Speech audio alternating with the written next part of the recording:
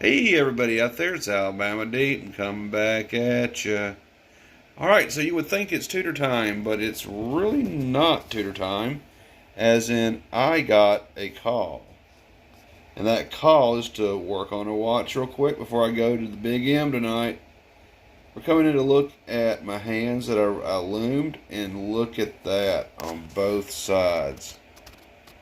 If I can, those look really darn good.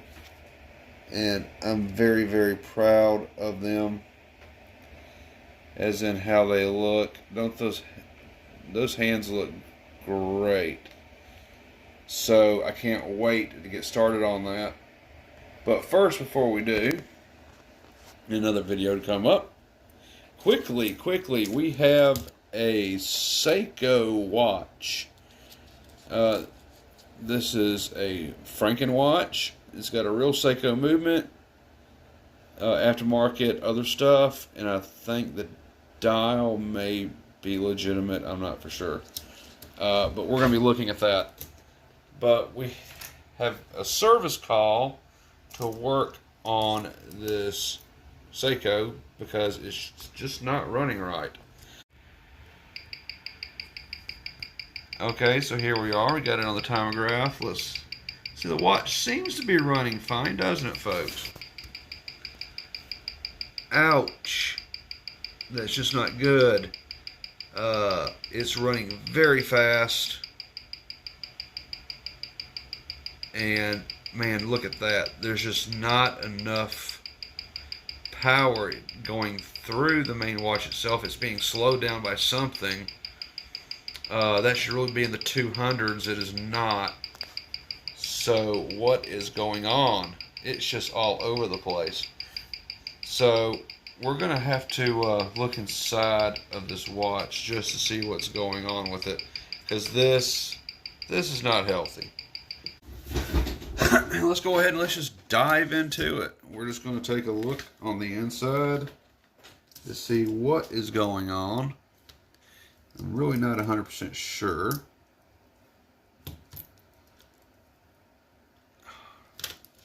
It's a really cheap band.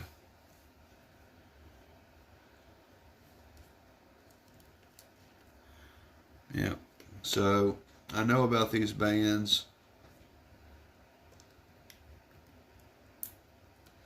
There we go. I've got that separated.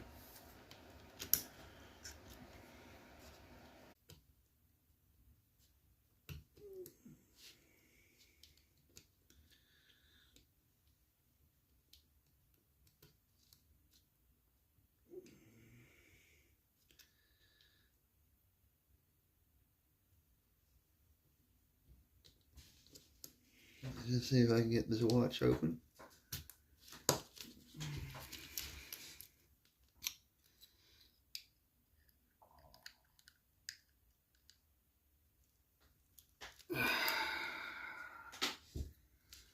That is opening up. Open sesame. Alright, that should be good enough, I'm thinking. Yeah, this back case looks pretty nice. So I'm beginning to think maybe the case is real within itself, and it's maybe the dial that's not, or something like that. The band that's not. The band is definitely not Seiko. Oh my God. You know, this is really hard for some of y'all to see what I'm saying. Oh my God, dude. Oh, let me just zoom in on this.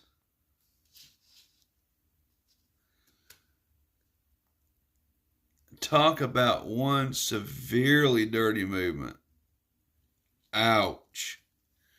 No wonder it's running like crap.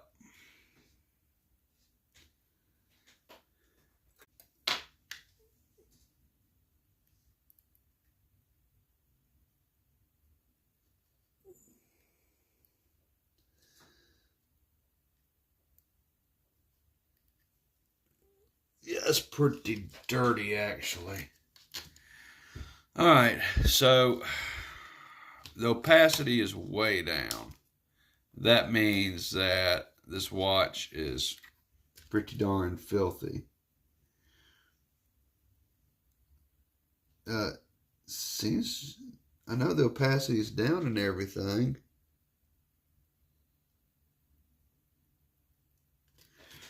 Let me turn this around. Let's take a closer look.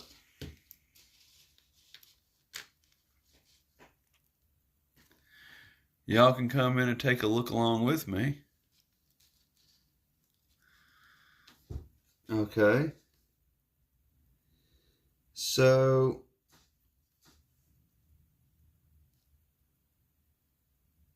I see the little lever that's right there.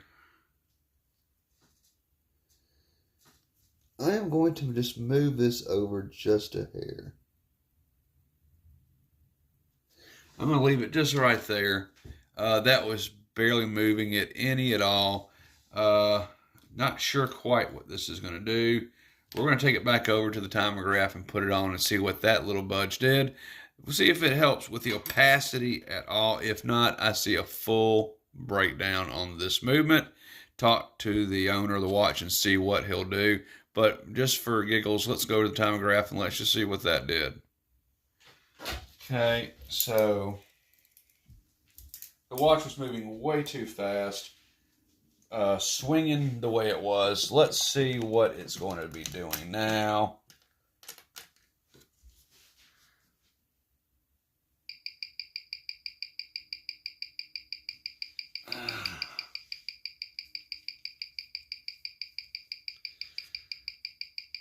Okay, that's going just still way too fast, way too fast.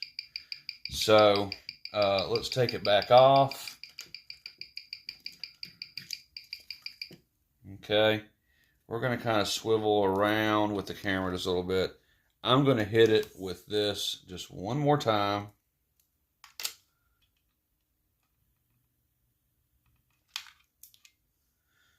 Okay. We are trying to demagnetize it to some degree. So let's see what this does.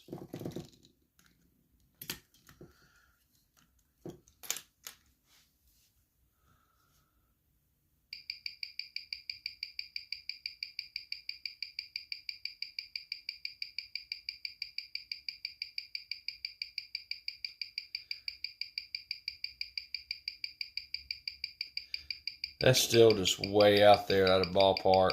Okay, 135, opacity is 163, which is very weak. Losing a lot of power there. I'm assuming through all the dirt and everything that's on this movement. So yikes. Yeah, it's gonna need a little bit more. Like I said, probably a full breakdown, but let's see what we can do. Let's get this beat air under control. I'm gonna hit it with the demagnetizer just one more time. And then we're going to go ahead and we're going to put it back on the timograph. Just see what it does at that point. So I'm over here.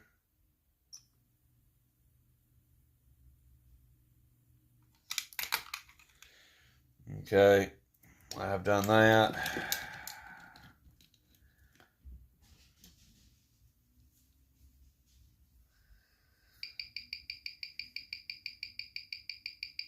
All right, that has demagnetized a lot. We're down to 104 seconds. Opacity has gone up. I like that. I like that. Beat error 2.5.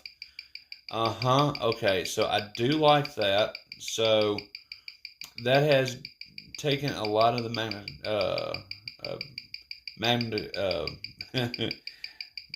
magnetic forces away from it. So 100 seconds fast. I am going to go ahead and we're going to bring it back over. Let's try to regulate it. Let's see if regulating this watch is going to help it at all. So bringing it back on over. Do a little bit of movie magic on the next couple of giver tries on this. I'm going to have to swap this around again, of course, so I can see what I'm doing with it. So I have to move this pin over a little bit more.